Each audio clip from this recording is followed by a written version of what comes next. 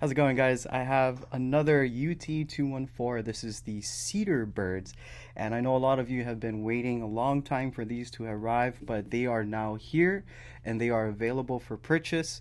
Just keep in mind that these are made in very limited quantity, so you can get yours while supplies last.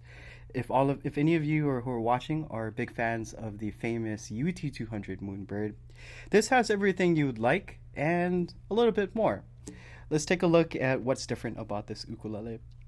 Pretty much everything is the same as far as the specs, the shape, the neck, the build, except for the top, or the soundboard, I should say, is cedar.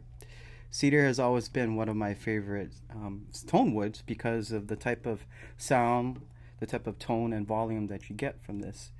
This still maintains a lot of the clarity, the deep, rich tones that you get from the Moonbird, but with a cedar top, you get a little bit more of a warmer, mellow sound.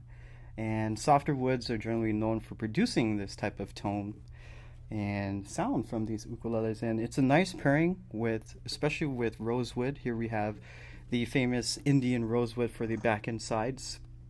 Like I said, everything's pretty much the same as the usual UT200, except this has a cedar top. We got mahogany neck, Goto UPT planetary tuners. As we turn the ukulele back around to the front, we have an ebony faceplate, fingerboard bridge, bone nut and saddle, and just like the UT200, we have the moon phases inlaid as the fret markers on top of the fretboard.